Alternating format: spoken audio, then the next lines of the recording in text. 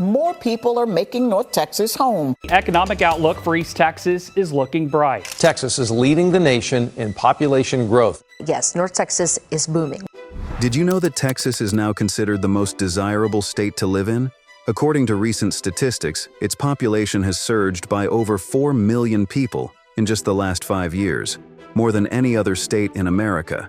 And the momentum isn't slowing down. Texas isn't just growing, it's booming. In 2024, the state's GDP reached an astonishing $2.7 trillion. That's more than the entire economy of Russia, a country with nearly 5 times the population, over 17 million square kilometers of territory, and vast natural resources. Texas's economy continues to grow rapidly, outpacing U.S. averages year after year. It's also home to legends. Johnny Cash and George Strait made country music a national treasure right here. The 36th President of the United States, Lyndon B. Johnson, was born in the heart of Texas, and the legendary Texas Rangers, one of the oldest law enforcement agencies in America, still serve today, symbolizing courage, grit, and justice. But not everything in Texas is shining. A growing water crisis threatens the state's future. Towns and cities could be on a path toward a severe shortage of water by 2030. In the south, tensions are rising as Mexico accuses Texas of withholding its share of the Rio Grande, a critical water source shared between both nations. In parts of West Texas, giant sinkholes have opened unexpectedly, swallowing land, roads, and even buildings. Is Texas building a stronger future or ignoring the cracks forming underneath? Let's take a closer look at the most talked about stories shaping the Lone Star State. But before we start, here's a little question to entertain you. Which flower is the state flower of Texas? A. Indian paintbrush. B. Sunflower. C. Bluebonnet. D. Yellow rose. Share your opinion in the comments and patiently watch this video till the end to find out the truth. Number 20. Water crisis. A water crisis is silently spreading across Texas. While the state celebrates record-breaking growth, its most essential resource is quietly vanishing. Beneath the surface, ancient aquifers are being drained faster than nature can replace them. These underground reservoirs once seemed limitless, but in many parts of Texas, they are now approaching critical levels. The Ogallala Aquifer, which supports farming and ranching in the Panhandle, is shrinking at a dangerous pace. Wells that used to hit water at 50 feet must now go deeper than 300, often bringing up nothing. And this is not just a rural issue. In growing cities like Austin, Dallas, and San Antonio, rising populations are putting unbearable pressure on existing water systems. By 2030, experts warn, Texas could face a statewide water shortage with far-reaching consequences. Agriculture is already feeling the pain. The state's farms and ranches consume nearly 60% of all freshwater, and many are now struggling to stay afloat. Some farmers are abandoning their fields. Others are spending fortunes to drill deeper. Livestock operations are shrinking as ponds and wells dry up. Food prices are starting to reflect the strain. One of the most alarming signs is the Rio Grande. Once a powerful river stretching across the state's southern border, it now barely reaches the Gulf in some years. The situation has already sparked diplomatic friction. Under the current Trump administration, pressure on Mexico to deliver its share of Rio Grande water has intensified. Officials from both countries continue to exchange accusations, with water diplomacy becoming entangled in broader border policy. As the river shrinks, so does patience. Texas communities downstream are feeling abandoned, while Mexican leaders argue they are also facing historic droughts. International agreements signed decades ago are being tested like never before. And with water levels falling and both populations growing, some experts warn that disputes over water rights could soon escalate into something more serious. Meanwhile, Texas is attracting new residents and massive companies at a record pace. Subdivisions, factories, and data centers are being built in areas already short on water. Desalination and wastewater recycling are being discussed, but construction is slow and costly. And while new technologies offer hope, they will not arrive fast enough to reverse the damage already done. Extreme weather is accelerating the crisis. Droughts last longer, reservoirs shrink faster, and wildfires burn hotter. Without reliable water, farming, energy, and growth in Texas become dangerously unstable. How long have you lived in Texas? And why do you love this state? Have you seen the effects of this water crisis where you are? share your thoughts in the comments, and subscribe to our channel to help more people learn the truth about current events. And now, we move on. Number 19. George Strait. George Strait is more than just a country singer. In Texas, he is a symbol of tradition, loyalty, and timeless music. Known as the King of Country, Strait built a legendary career that has lasted over 4 decades. His songs capture the feeling of small-town life, open roads, and quiet strength. For many Texans, Strait does not just represent the state, he defines it. Born in the small town of Petite and raised in nearby Pearsall, Strait's early life was far from glamorous. After high school, he enlisted in the United States Army and married his high school sweetheart, Norma. They have stayed together ever since. While stationed in Hawaii, he began performing with an Army-sponsored band. After returning home, he earned a degree in agriculture from Texas State University and joined a local country group called Ace in the Hole. It was a humble beginning for a man who would go on to change the sound of modern country music. Strait's breakthrough came in 1981 with the song Unwound. At the time, country music was shifting toward a pop style. Strait brought back the classic sound of steel guitars, fiddles, and heartfelt lyrics. Over the next 40 years, he recorded more than 60 #1 hits, more than any other artist in any genre. Songs like Amarillo by Morning, The Chair, and Oceanfront Property became part of the cultural fabric of Texas and the entire country. His success earned him dozens of awards. He won more than 20 CMA awards and 17 from the Academy of Country Music. In 2009, he received a Grammy for Best Country Album with Troubadour. Strait has sold over 120 million records worldwide, making him one of the best-selling artists of all time. In 2024, he set a new record when over 110,000 fans attended his concert at a stadium in Texas. Despite all of this fame, Strait has remained humble and private. He and Norma suffered a terrible loss in 1986 when their 13-year-old daughter Jennifer died in a car accident. They rarely spoke about it publicly, but quietly established the Jennifer Strait Memorial Foundation to support children's charities throughout Texas. Their commitment to family has remained strong through the years. Strait continues to live in Texas, where he owns a ranch in the Hill Country. He spends time with his family and still performs on special occasions. His son, Bubba, writes songs with him and competes in rodeo events. Fans love seeing the two work together, passing the torch to a new generation while honoring the legacy of the past. Unlike many celebrities, Strait has avoided scandals and stayed true to himself. He never chased fame. He let his music speak. For Texans, he remains a trusted voice, a steady presence, and a quiet hero. Do you have a favorite George Strait memory? A song that brings back special moments? Share it with us in the comments. And now, please take a moment to hit that like button. It's a small action, but it helps YouTube's algorithm promote our videos to a wider audience. Number 18. Texas Rangers. For many Americans, the first image that comes to mind when they hear Texas Ranger is Chuck Norris in a cowboy hat, delivering justice with a firm jaw and a steady hand. The television series Walker, Texas Ranger ran for nearly a decade and became a pop culture phenomenon. It was more than entertainment. It reminded viewers of a time when right and wrong felt simple, and justice came with boots and a badge. But the real Texas Rangers are more than television heroes.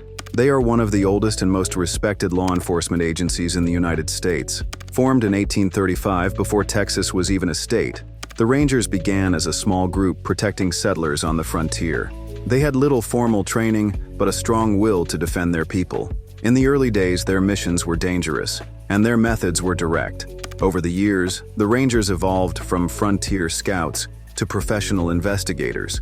They chased outlaws, protected governors, and handled cases too complex for local sheriffs. Their reputation grew across the West. With plain clothes, sharp eyes, and a quiet presence, Rangers became known for getting the job done when no one else could. Today, the Texas Rangers are a division of the state's Department of Public Safety. Only about 160 active Rangers serve in the entire state. That small number reflects just how selective the role is. To become a Ranger, candidates must have years of experience and an impeccable record. These men and women now investigate murder cases, public corruption, and major organized crime, often working with local departments that need extra help. In 2024, the Rangers solved a murder that had gone cold for more than 40 years. In 1982, Velma Nesset was found murdered in Odessa. For decades, the case remained unsolved. But using new DNA technology and genealogy databases, rangers identified the suspect and tracked him to Colorado. He was arrested, returned to Texas, and sentenced to prison. The case showed that even after decades, the Texas Rangers do not give up on justice.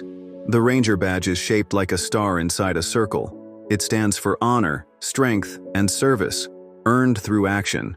Whether they are solving cold cases or helping in moments of crisis, Rangers continue to live up to that symbol. Did you grow up watching Walker, Texas Ranger?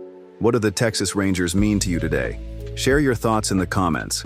Share our new video on X to help us grow. Every share counts. Number 17, sinkholes. Something strange is happening beneath the soil in Texas. The ground in some areas is slowly giving way, opening massive sinkholes that swallow roads, fields, and even homes. These are not small cracks. Some sinkholes are big enough to fit entire buildings, and they are not as rare as you might think. West Texas has become a hotspot for these underground collapses. Counties like Winkler and Ward have seen huge sinkholes open with no warning. In one case, 2 sinkholes formed just a mile apart. They keep growing, and scientists worry they could merge into one massive crater. Local residents call them the Wink Sinks, and they are a constant reminder that the ground underfoot is not always stable. What causes them? The answer lies in both geology and human activity. Much of Texas sits on soft rock layers like salt, gypsum, and limestone. These rocks slowly dissolve when exposed to water, leaving empty spaces underground. Over time, those spaces grow until the surface above can no longer hold. The result is a sudden collapse. But nature is only part of the story. People have been pumping water from underground aquifers for decades. When that water is removed, the pressure that once supported the soil disappears. On top of that, oil and gas drilling has left behind empty pockets and weakened rock layers. In some areas, companies have also injected wastewater deep into the earth, further increasing the risk of collapse. These sinkholes are not just in remote fields. They have appeared near highways, shopping centers, and even schools. One swallowed part of a high school football field. Another shut down a major road for months. Once the ground gives way, there is no way to fix it. Crews can only close off the area and wait. Geologists are working to identify danger zones, but predicting the exact location of a sinkhole remains nearly impossible. Areas with old wells or heavy groundwater loss are especially at risk. Droughts followed by sudden rainfall can also speed up the collapse process. Sinkholes are more than just property damage. They can break pipelines, collapse buildings, and endanger lives. What makes them so frightening is their silence. They form with no warning, no tremors, no sound. One moment the ground is firm, the next, it is gone. Texas is growing fast. More roads, homes, and pipelines are being built over unstable land. Without better monitoring, some experts fear the number of sinkholes will rise. And when they do, they will not care what is built above them. Have you seen a sinkhole in your area or heard of one nearby? Does the idea of the ground collapsing under your home concern you? Share your thoughts in the comments. We want to hear your experience. Number 16. Johnny Cash. Johnny Cash was not born in Texas, but the Lone Star State played a powerful role in shaping his legend. He performed here often, recorded here, and kept a strong bond with the people. For many Texans, Johnny Cash felt like one of their own. His voice carried the weight of pain, redemption, and stubborn pride. And that voice still echoes today. He was born in Arkansas in 1932, during the Great Depression. From the start, his life was marked by hardship. His family worked the cotton fields, and tragedy struck when his older brother died in a sawmill accident. These early struggles shaped the dark, honest tone that made his songs unforgettable. Cash rose to fame in the 1950s with songs like Folsom Prison Blues and I Walk the Line. He was not a polished performer. He sang like a man who had been through something and came back stronger. People trusted him because he did not pretend. His music was rough, real, and full of soul. Throughout his life, Cash battled addiction and personal demons. He was arrested several times for drug possession, but his turning point came when he met June Carter. She was a member of the legendary Carter family and already a star in her own right. She believed in Johnny when many others had given up. Together, they made music, toured the world, and built a love story that country fans still talk about today. They were married in 1968 after Johnny proposed to her live on stage in front of thousands of fans. It was bold, dramatic, and deeply personal, just like their music. June stood by him during his darkest days, helping him recover from drug abuse and reconnect with faith. Their duets became legendary, with songs like Jackson and If I Were a Carpenter showing both chemistry and humor. Offstage, they raised a blended family and lived quietly on their farm, away from the spotlight. Texas was more than a tour stop for him. He played in prisons across the state, spoke with inmates, and often said he felt most honest on those stages. He recorded live albums in Texas, including a show in Huntsville prison that shook the music world. Few artists connected with the forgotten and the broken the way Cash did. Cash won multiple Grammy Awards and was inducted into both the Country Music Hall of Fame and the Rock and Roll Hall of Fame. Even late in life, when illness silenced much of his body, his voice remained strong. His last recordings were raw and emotional, a farewell to the world on his own terms. He passed away in 2003, just 4 months after June. Their story ended the way it began, side by side. In Texas and across the country, that love still lingers in every chord he ever played. Did you ever see Johnny Cash perform live? Do you have a favorite memory or song that brings him back to life for you? Tell us in the comments. We would love to hear your story. Number 15. Insane property tax. Texas has no state income tax, and that sounds like a dream to many people moving here. But those who stay quickly learn that something else is quietly taking a big bite out of their wallets. It is property tax. And in Texas, it is not just high. It is one of the highest in the entire country. Unlike many states, Texas relies heavily on local property taxes to fund schools, roads, and emergency services. Since there is no state income tax to balance the budget, counties and cities turn to homeowners to fill the gap. The result is a system where even modest homes can come with shockingly high annual tax bills. In some parts of the state, property tax rates exceed 2.5%. That means if your home is valued at $300,000, you could be paying more than $7,000 a year in taxes. And as home prices continue to rise, so do the bills. Many residents say they are being taxed out of their own neighborhoods. For longtime homeowners, especially seniors on fixed incomes, this creates real hardship. A home they bought 30 years ago for $100,000 may now be worth $400,000. That sounds like good news, but it comes with a painful cost. Their property taxes may have tripled, even though their income has not changed at all. The appraisal process adds more frustration. Each year, local appraisal districts estimate the market value of your home. If they decide it is worth more, your taxes go up, even if you made no improvements. Many Texans try to protest these values, but the process is time-consuming and often unsuccessful. There are some protections for seniors and disabled residents, such as freezes and exemptions, but these do not apply to everyone, and they do not always keep pace with inflation or rising home values. Even those with tax freezes may struggle to pay rising insurance, utility costs, and maintenance. Owning a home in Texas is starting to feel more like renting from the government. Some lawmakers have proposed solutions. Ideas include tighter caps on appraisal growth, more transparency in local budgeting, or replacing some property tax funding with state-level revenue. But change comes slowly, and every year more families feel the pressure building. Property tax is not just a financial issue, it is also changing the face of communities. In cities like Austin, Dallas, and Houston, long-term residents are leaving because they can no longer afford to stay.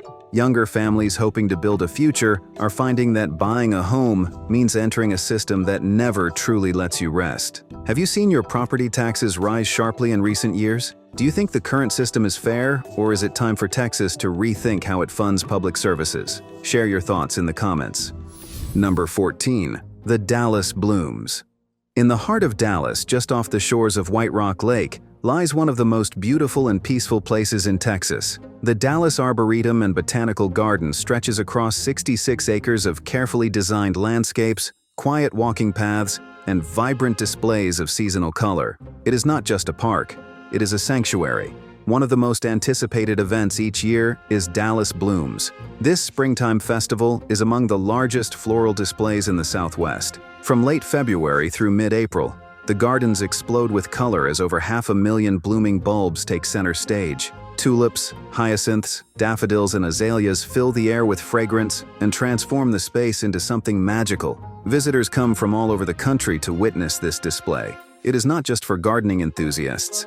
Families, photographers, and older couples all stroll the grounds, taking in the beauty at their own pace. The festival is designed to highlight different themes each year, often drawing inspiration from literature, travel, or classic art. Sculptures and seasonal exhibits are placed throughout the garden to reflect each new concept. But Dallas Blooms is only one part of what makes the Arboretum special. Throughout the year, the gardens host concerts, art exhibits, cooking classes, and educational programs for children. There is even a dedicated space called the Rory Myers Children's Adventure Garden, which blends science and play in a way that delights young minds. For many North Texas families, it is a place where generations come together. The Arboretum itself is a model of preservation and civic pride. It opened in 1984, built around the historic de Golyer estate, a Spanish-style mansion from the 1930s. The home still stands and now serves as a museum and event space. Many visitors choose to take a guided tour of the estate while exploring the larger grounds. During the summer, shaded paths and fountains provide relief from the heat. In fall, pumpkin villages and harvest displays take over the lawns. Winter brings holiday lights and festive decorations that turn the gardens into a glowing retreat from the city. No matter the season, the Arboretum offers something different, yet always peaceful. For those who live nearby, it is a perfect place for a regular walk or quiet reflection. For visitors, it is often the most unexpectedly beautiful part of their trip to Dallas. It is not loud, flashy, or commercial. It is calm, thoughtful, and filled with natural charm. Have you ever been to the Dallas Arboretum or seen Dallas Blooms in full color? What is your favorite season to visit, and what memories did you make there? Share your experience in the comments. We would love to hear it. Number 13. Lyndon B. Johnson. Lyndon Baines Johnson was the 36th President of the United States, but before he held the highest office in the country, he was simply a boy from the Texas Hill Country. Born in 1908 near Stonewall, Texas, he grew up surrounded by wide skies, hard soil, and a sense of duty to community. That small-town spirit stayed with him throughout his life and shaped many of the decisions he made as a leader. Johnson started his career as a teacher in a poor Mexican-American school in Cotulla, Texas. The poverty he witnessed left a deep mark on him. He saw how inequality, lack of education, and hunger could trap entire communities. These early experiences became the foundation for many of his most famous policies. He entered politics during the Great Depression and quickly gained a reputation for his energy and ambition. After serving in the House and Senate, he became vice president under John F. Kennedy. When President Kennedy was assassinated in 1963, Johnson was sworn in aboard Air Force One. It was a moment of shock for the nation, but Johnson took the helm with firm hands. As president, Johnson launched what he called the Great Society. It was a sweeping set of reforms aimed at ending poverty, improving education, and expanding civil rights. Under his leadership, Medicare and Medicaid were created, helping millions of older Americans and low-income families get access to health care. He also signed into law the Civil Rights Act of 1964 and the Voting Rights Act of 1965. These laws transformed American society. The Civil Rights Act ended segregation in schools, public spaces, and the workplace. The Voting Rights Act banned practices like literacy tests and poll taxes, which had long been used to suppress black voters. Together, these laws marked a turning point in the struggle for equality. But Johnson's presidency was also defined by the Vietnam War. What began as a limited intervention became a long and bloody conflict. The war divided the country, and Johnson eventually chose not to seek re-election. He returned home to Texas in 1969, worn down by years of pressure and public unrest. Johnson spent his final years at his beloved LBJ Ranch. He raised cattle, hosted guests, and remained active in public life, though mostly out of the spotlight. On January 22, 1973, he died of a heart attack at age 64. He passed away in the very place where he had been born, a quiet bend of land near the Pedernales River. He was buried on the family cemetery grounds, not far from the home he loved. Today, the LBJ Ranch is part of a National Historic Park. Visitors can tour the Texas White House, walk through the pastures, and reflect on the life of a president who rose from poverty to power, but never let go of his Texas roots. What do you think about President Lyndon B. Johnson? Do you believe America needs more leaders like him? Share your thoughts in the comments below. Number 12. Renaissance Festival. Every fall, deep in the piney woods of Todd Mission, Texas, crowds gather to enter another world. The Texas Renaissance Festival is one of the largest events of its kind in America, and what began as a dream in the 1970s has since become a cultural phenomenon. But behind the costumes and laughter, lies a story that is far more complicated. The festival was founded in 1974 by George Coulomb, a man with an eye for spectacle and a flair for control.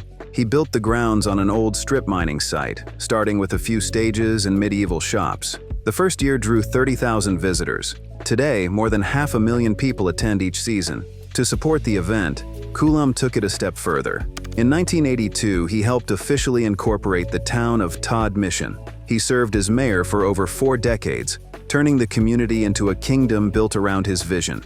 Locals sometimes called him King George, and it was more than a joke. He ran the town, the festival, and nearly every aspect of daily operations. The Texas Renaissance Festival spans more than 50 acres.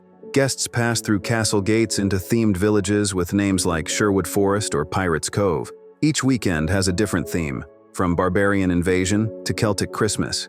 Jousting tournaments, fire shows, and wandering musicians create a fully immersive experience. Many guests dress in costume, while others simply enjoy the show. Families return year after year, turning the event into a tradition that spans generations. But in recent years, the story took a darker turn.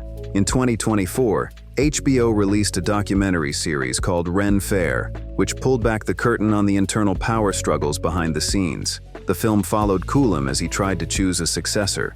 What emerged was a portrait of a man unwilling to give up control, manipulating his staff and ruling his empire with increasing paranoia. The documentary also reignited public attention to long-standing accusations. Coulomb had been accused by multiple women of inappropriate behavior and sexual harassment. While he denied the allegations, they cast a lasting shadow over his legacy.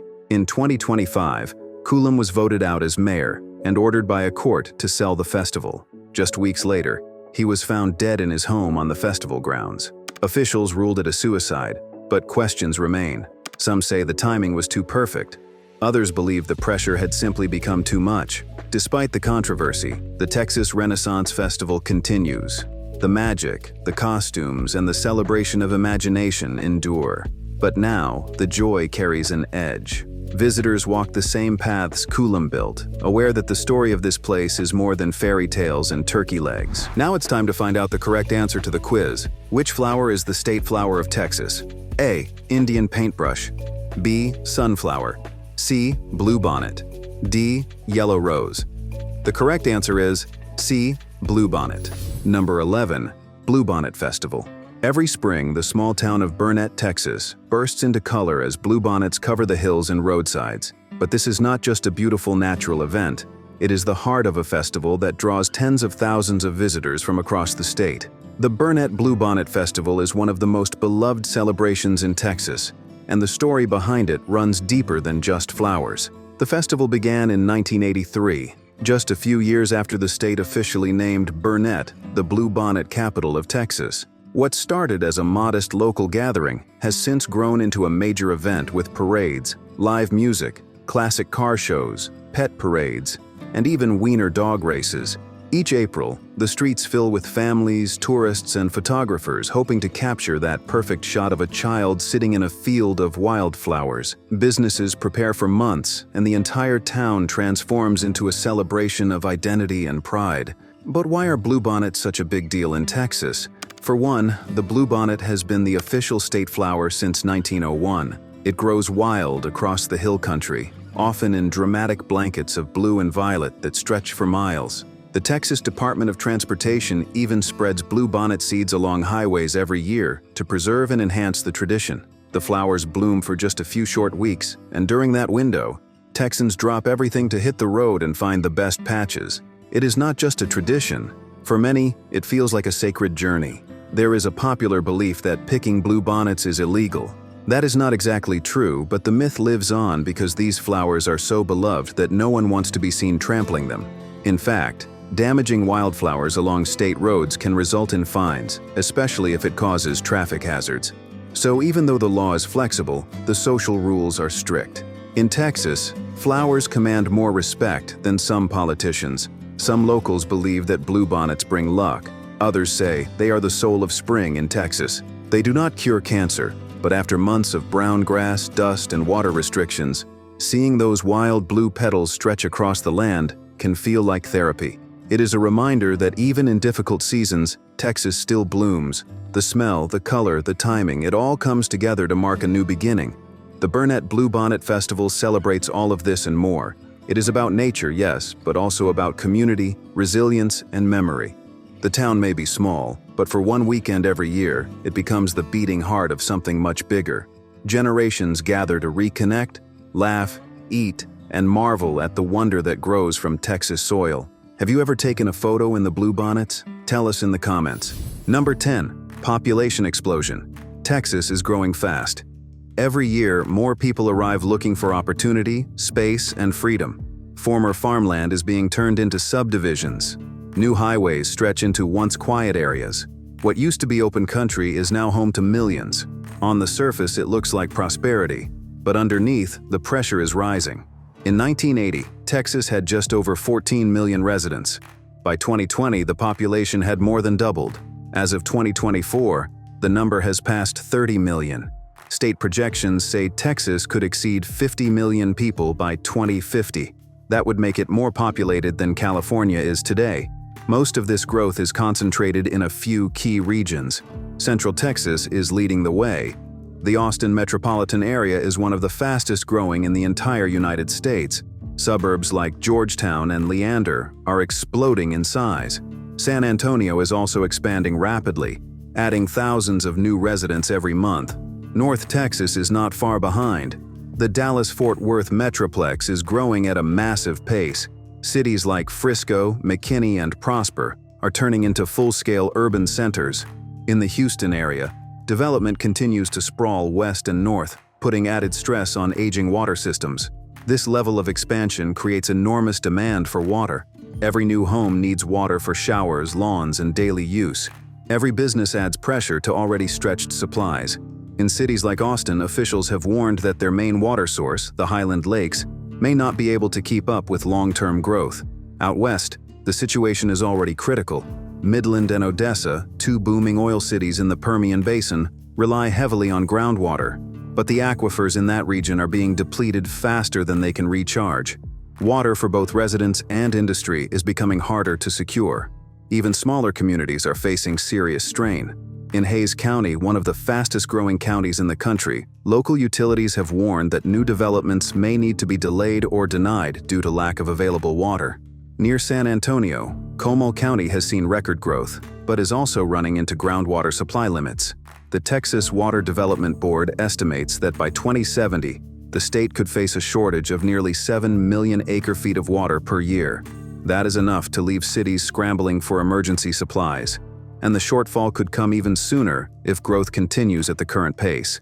This is not just a future problem. It is happening now. Some cities are already placing limits on outdoor water use. Others are rushing to build new pipelines, treatment plants, or even looking at costly desalination options. But those projects take time, and time is running short. Texas has always welcomed growth, but today the question is no longer how fast we can build. It is how long we can sustain it. How long have you lived in Texas? Share your experience with how the state is handling the water crisis in the comments below. Our team needs your help. Subscribe to our channel to help more people learn the truth about current events. And now, we move on. Number 9. Water billions. Texas has committed serious money to water.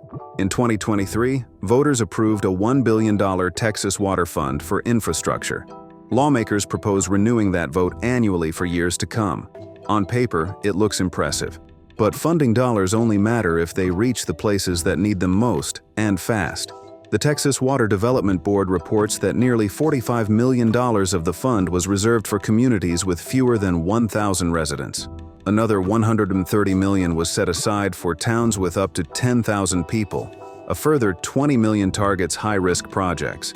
That means small towns have been included, but many still struggle to apply for assistance or offer the required local match. Reports show the fund supports several programs, including drinking water upgrades, wastewater plant improvements, regional water planning, and rural water aid.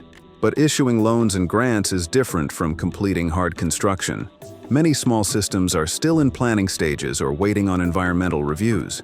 Meanwhile, Texas 2036 warns that the state will need roughly $154 billion by 2050 to cover water supply, fix aging infrastructure, and repair wastewater systems. The current $1 billion plan is a start, but it represents less than 1% of the total projected need. The American Society of Civil Engineers recently downgraded Texas water infrastructure grades. As one report noted, highways may be improving, but water systems are still falling behind. This reinforces the deep backlog of repairs required. There have been early wins. A handful of cities have approved new water treatment plants. A few rural communities have begun repairing major pipelines, but many of those projects took years just to clear fundraising and environmental reviews. The construction is still underway or yet to begin. In South Texas, legislators recently passed a bill to use floodwater and treated runoff to supplement supplies. That project is being linked directly to the Texas Water Fund and could produce millions of gallons a day once fully built. That shows what the money can do, but it also took years just to get the pilot started. The major challenge now is not the budget size, it is logistics. Texas has one of the most fragmented water systems in the country. Thousands of providers, overlapping jurisdictions, and different state programs mean planning and coordination is difficult. Meanwhile, demand grows, emergencies rise, and precious time is ticking. Texas is spending on water, but the real question is whether the dollars are keeping pace with the crisis. Is your town benefiting from water funding now? Let us know what your area has received or what it still needs in the comments. Now please take a moment to hit that like button. It's a small action, but it helps YouTube's algorithm promote our videos to a wider audience. Number 8. Invisible drain. Not all water disappears through leaky pipes or dry riverbeds. Some of it vanishes silently, behind walls and inside machines that most people never see. In the age of technology, one of the newest and most unexpected pressures on Texas water is artificial intelligence. Modern AI systems do not run on magic. They operate inside massive data centers filled with powerful computers. These machines work day and night, running calculations, training models, and responding to user queries. All of that activity generates intense heat, and to keep servers from overheating, the data centers must be cooled. In Texas, that often means water. The cooling systems used in these facilities rely on evaporative cooling towers. These systems spray water into the air, where it evaporates and takes heat with it. The process is effective but thirsty. Each large data center can use millions of gallons of water per year just to stay online. And as AI adoption spreads, that number is growing fast. In 2023, Microsoft disclosed that one of its data centers in Arizona consumed over 11 million liters of water in a single month. That is nearly 3 million gallons. Arizona, like Texas, is facing severe droughts and competing demands for water. Now imagine dozens of similar facilities scattered across Texas, many of them operating quietly in the background. Cities like Austin and Fort Worth are actively building tech infrastructure. These areas are already under pressure from rapid population growth and strained aquifers. The addition of high-intensity computing facilities adds yet another layer of stress. It is a quiet drawdown that most residents never feel directly, but it is happening nonetheless. Farmers and ranchers are beginning to ask hard questions. Some are worried that water once used for crops or livestock might be redirected toward data centers. Local officials face difficult decisions about zoning, resource allocation, and economic trade-offs. The long-term consequences are still unclear, but the demand curve is steep and rising. At the state level, there is little regulation that forces transparency. Companies are not always required to disclose how much water they use for cooling. In many cases, local water boards or municipalities handle those decisions privately. That means voters and residents often have no idea where their water is really going. This is the invisible drain. It does not flow through taps or irrigation lines. It vanishes in the name of progress, digitization, and artificial intelligence. Yet it is water all the same, and in times of shortage, every drop matters. Do you trust tech companies to balance growth with responsibility? Tell us what is happening in your community in the comments, and share this video on X to help us grow. Every share counts. Number 7. Water wars. Water is becoming one of the most valuable resources in Texas, and as supplies tighten, legal battles over who gets to use it are heating up. In some parts of the state, these fights are already reaching courtrooms. In others, the disputes are just beginning. The laws around water in Texas are complex. Surface water, like rivers and lakes, is owned by the state. Groundwater, on the other hand, is controlled by landowners. That split creates confusion and conflict when people start pumping more than the system can support. One of the most well-known battles involved the Red River. In 2013, a water district in North Texas tried to take water from across the Oklahoma border. The case went all the way to the U.S. Supreme Court. In the end, the court sided with Oklahoma, blocking Texas from accessing those out-of-state supplies. Along the Rio Grande, the situation is even more tense. That river supplies millions of people in Texas, New Mexico, and Mexico. A 1944 treaty promises Mexico will deliver water to the United States, but in recent years, those deliveries have fallen behind. Mexico says drought has lowered its reserves. Texas farmers say the crops are dying while negotiations drag on. In 2024, the U.S. Supreme Court rejected a proposed settlement between Texas and New Mexico over the Rio Grande. The court ruled that the federal government had a right to enforce international treaty obligations. That means no side can make private deals without approval from Washington. Inside the state, cities and rural districts are also clashing. As urban areas grow, they look farther out to secure water rights. In some regions, cities have begun buying land or drilling wells in distant counties. That causes concern for local residents, who fear they will be drained to supply homes and businesses hundreds of miles away. In the Hill Country, residents have filed lawsuits to stop deep groundwater pumping. They argue that aggressive well fields risk drying out springs, creeks, and private wells. Some developers say they have a legal right to the water. Others believe Texas needs a better framework for balancing growth with local supply. West Texas is also seeing quiet tension. Oil and gas operations use large amounts of water for drilling and production. Some ranchers claim these activities are lowering nearby water tables, but in many counties there is little oversight or regulation on how much water can be pumped. As conditions grow more serious, more of these fights are expected. Water rights are becoming legal weapons, and every case sets a precedent that could affect millions of people. Water wars are no longer a future scenario. They are here, and the outcome will shape where Texans can live, farm, and build. Has your area faced legal fights over water? Share your story in the comments and let us know what side you are on. Number 6. Farms versus cities. Water use in Texas has always been shaped by one key fact: agriculture comes first. For generations, farms and ranches have drawn more water than any other sector. That made sense in a state built on cattle, cotton, and crops. But now a new kind of competition is emerging. Cities are expanding fast, and they are starting to challenge that balance. As urban populations explode, the demand for water grows with them. Every new home needs water for drinking, cleaning, and landscaping. Every business, school, and hospital adds to the pressure. Swimming pools, golf courses, and restaurants all pull from the same supply. In regions where resources are limited, this creates growing tension between rural and urban needs. In Central Texas, cities like Austin are already under Stage 2 drought restrictions. This is not a mild warning. Stage 2 means local supplies are falling fast, and usage must be reduced before systems are overwhelmed. Outdoor watering is sharply limited, and some cities begin enforcing time-of-day rules or even issuing fines. Cedar Park has escalated to Stage 3, which is considered a critical level. At this point, the system is under real stress. Outdoor irrigation is allowed just 1 day per week, and only during off-peak hours. In some areas, landscaping projects are paused, and residents are warned that deeper restrictions may come next.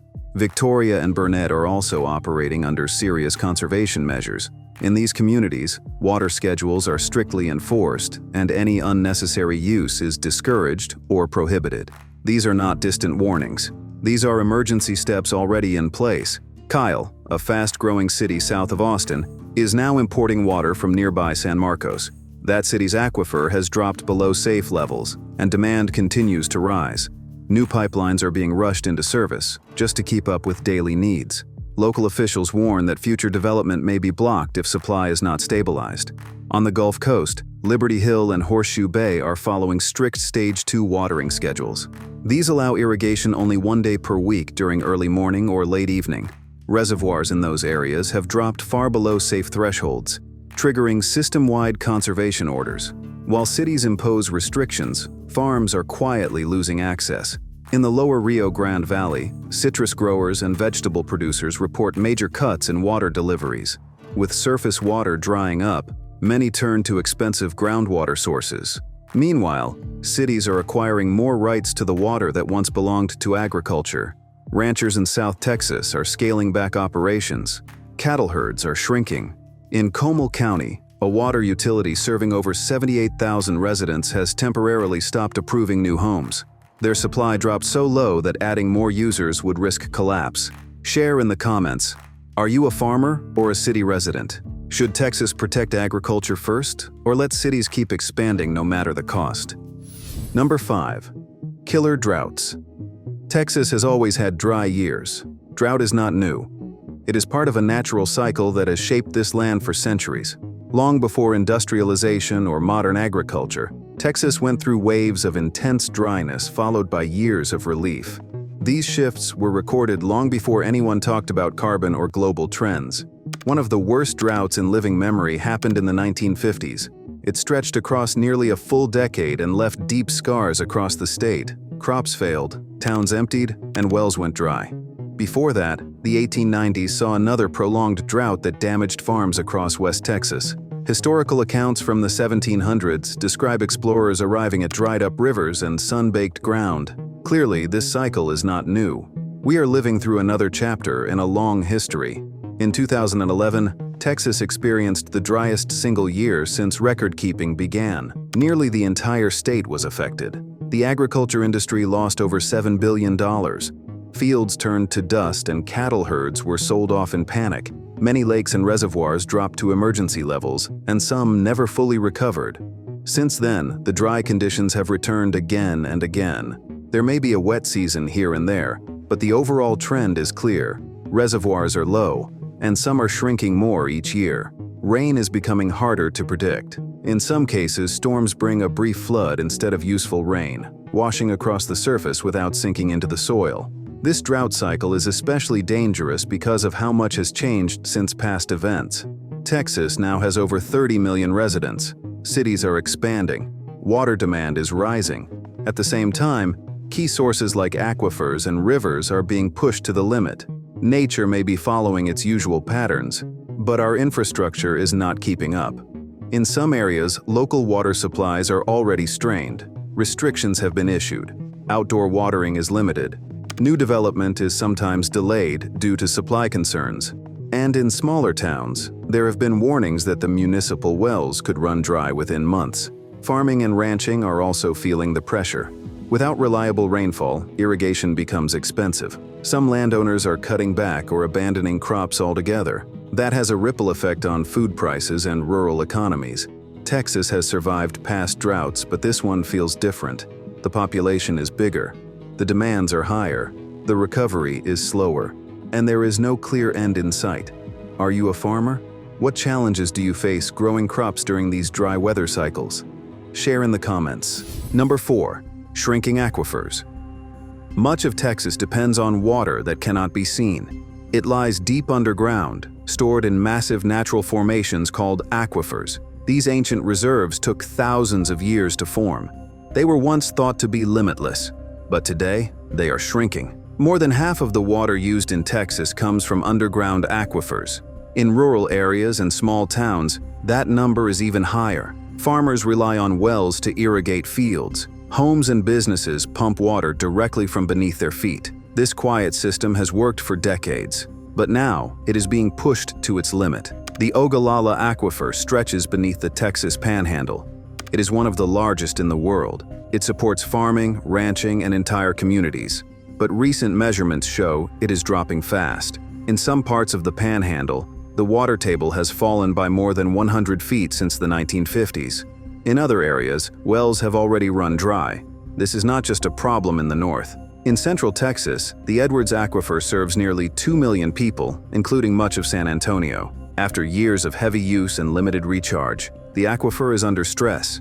During dry months, pumping restrictions are now common. Some wells drop low enough that families must truck in water. Out west, the situation is even worse. In the Permian Basin, oil operations and rapid growth have added to the strain. The Rustler and Capitan aquifers near Midland and Pecos are being depleted faster than they can recover. These aquifers are not easily refilled. In fact, some take centuries to recharge naturally.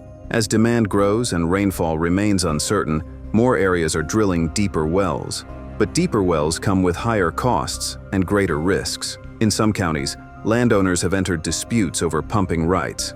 In others, developers are forced to bring in water from neighboring regions at high expense. The danger is not just the loss of water, it is the false sense of security that groundwater gives. Once an aquifer drops below a certain point, it may never fully recover. And when that happens, there is no backup plan. State leaders have begun tracking aquifer levels more closely. Some local districts have created conservation zones, but enforcement is limited and regulation varies by region. There is no single system overseeing how fast the state is draining its underground reserves. Aquifers helped build modern Texas. They gave rise to farms, towns, and cities that thrive today. But if they continue to shrink at this pace, the foundation beneath all of it could collapse. Have you heard of wells running dry in your area? Do you think Texas should limit how much can be pumped? Share your thoughts in the comments and let us know what you've seen or experienced. Number 3. Extreme weather. Texas has always had intense weather. It is part of the state's natural identity. There have been scorching summers, flash floods, dust storms, and sudden cold snaps for as long as people have lived here. But in recent years, the extremes have become harder to predict and even harder to manage. Rain now arrives in shorter, more violent bursts. It often runs off the land before it can soak into the ground. Long, dry stretches are followed by short flooding events that do more damage than good. For water managers, this pattern is a nightmare. It fills nothing and breaks everything. Some experts believe the state is in a more aggressive version of its natural drought cycle. That may explain why parts of Texas have seen years of below-average rainfall. It may also explain why the ground is drying out faster than expected, even during seasons that should be wet. Reservoirs across the state are feeling the pressure. Lake Travis and Lake Buchanan, both key sources for Central Texas, have dropped to their lowest levels in over a decade. Some boat ramps now sit on dry ground. Entire docks are resting on dirt. The Rio Grande, one of the most important rivers in the Southwest, is also running low. By mid-2024, sections of the river near Eagle Pass and Laredo had dropped so far that water was being released from upstream dams just to maintain flow. Even then, it was not enough to meet demand. These patterns are not just unusual, they are dangerous. Unpredictable weather puts strain on farming, energy, and drinking water systems. When rain does not fall where or when it is needed, reservoirs stay low and aquifers struggle to recharge. In the Permian Basin, some oil producers have been forced to pause drilling due to a lack of available water. In South Texas, ranchers report cracked soil and failed pastures. Irrigation ponds are drying out and backup wells are running low. Even cities are feeling the squeeze. In El Paso, water managers are investing in desalination and deep well projects. In San Angelo, officials are warning residents that another dry year could force severe restrictions. These are not isolated cases. They are part of a broader statewide pattern. The real concern is not just one hot year or one dry season. It is the combination of extremes that repeat and intensify. When that happens, the state's water system has little time to recover before the next blow hits. Natural cycles are part of life in Texas, but the patterns we are seeing now are stretching the limits of what existing systems can handle. Have you seen strange or extreme weather in your area recently? Are dry spells lasting longer than they used to? Let us know in the comments and tell us how it is affecting your town. Number 2. Texas 2050. By 2050, Texas is more crowded than ever. Skyscrapers rise above highways that never sleep. Suburbs stretch out for miles. The surface tells a story of progress, ambition, and constant expansion. But underneath, the cracks are growing wider. A silent collapse is already in motion, and water is at the center of it all. With aquifers running dry and rivers shrinking, power plants can no longer keep up. Most generators rely on water to cool their systems. When water runs low, turbines overheat. Power output drops. Blackouts roll through towns that once had reliable service. The heat becomes unbearable. Homes lose air conditioning. Traffic lights go dark. Grocery stores throw out spoiled food. Hospitals start to fail. Backup generators only last so long, and clean water becomes just as critical as electricity. Dialysis machines stop. Surgical rooms close. Infection control breaks down. Doctors are forced to turn away patients. Even major medical centers struggle to keep up as both power and water grow scarce. The food system begins to unravel. Texas leads the nation in cattle, cotton, hay, and sorghum. It is also a major supplier of produce, poultry, and grain. Without irrigation, harvests shrink. Ranchers are forced to sell livestock early or let them die.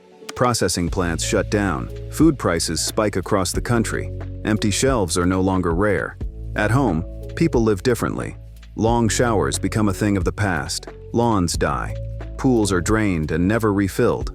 Bathtubs stay empty. Many towns introduce water rotations. Some homes get running water only a few days per week.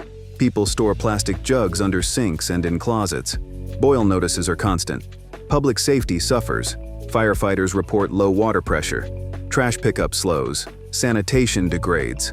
Schools close temporarily due to lack of clean water. Children are sent home in the heat with no power, no food, and no idea when school will reopen. The economy begins to contract. Construction halts in water-restricted zones. Industries that depend on water such as tech, manufacturing, and petrochemicals start downsizing. Jobs vanish. Tax revenue drops. Infrastructure projects are frozen. Local governments delay repairs and cancel upgrades. Social tension rises. Cities fight with rural districts over water rights. Farmers blame urban sprawl. Lawsuits multiply. Security guards are hired to protect pumping stations and reservoirs. Acts of sabotage and illegal siphoning start making headlines. Eventually, migration begins. Families sell their homes at a loss and move to wetter states. Entire subdivisions are abandoned. Gas stations close. Restaurants lock their doors. Main streets go dark. The Texas boomtown becomes a ghost town. Is this the future we are heading toward? Can Texas change course before the pressure becomes too much? Tell us what you think in the comments. Number 1. A way out. In Psalm 11 verse 3, the question is asked, if the foundations be destroyed, what can the righteous do? In Texas, those foundations were once solid. Water was plentiful. Growth seemed endless. But now the cracks are showing. And the righteous, the people who care, build and work this land, must decide what comes next. Some cities are already taking action. San Antonio leads the way with its innovative water reuse program. Nearly all of the city's wastewater is treated and reused for irrigation, cooling, and industrial purposes. The city also launched a program called SAWS Conservation, offering rebates for efficient appliances, air escaping, and leak repairs. Over the years, this has saved billions of gallons of water. In Midland and Odessa, city planners have turned to desalination. They are developing plants that extract usable water from brackish underground sources. It is expensive, but it works. Amarillo is investing in advanced treatment systems to recycle industrial water and reduce strain on freshwater supplies. In North Texas, the TRWD Integrated Pipeline Project is pumping water over 150 miles to serve millions and ensure supply for growing metro areas like Fort Worth. The state has not been idle either. In 2023, Texas approved Senate Bill 28, which created the New Water Supply for Texas Fund. With over $1 billion in initial funding, it supports reservoirs, desalination plants, and water treatment systems. The Texas Water Development Board now has more authority to guide regional planning and encourage long-term solutions. At the same time, small towns are stepping up. In El Paso, decades of planning led to a system where wastewater is purified and returned to the drinking supply. In Lubbock, stormwater is being captured for reuse. Communities like Brownwood and Kerrville are using aquifer storage and recovery systems to bank water during wet years for use in drought. Farmers are adapting as well. The High Plains Underground Water Conservation District promotes efficient irrigation and crop rotation strategies. Some ranchers have shifted from water-intensive cattle to more drought-resilient livestock. New technologies like soil moisture sensors and real-time water monitors are helping reduce waste. Education and faith-based groups are also part of the effort. Churches across the state are preaching about stewardship of the land. Christian ministries have partnered with local governments to distribute water during shortages. Schools have added water science to their curriculum to help the next generation understand what is at stake. It is not just about technology, it is about values, responsibility, resilience, and faith. Texas has seen hard times before and always found a way forward. The foundations are damaged, but they are not gone. Are people in your town acting or waiting? Are these solutions reaching your community? Let us know in the comments. Thank you for exploring the hidden corners of Texas with us. Click on the video you see on the screen to check out other hidden discoveries on our channel.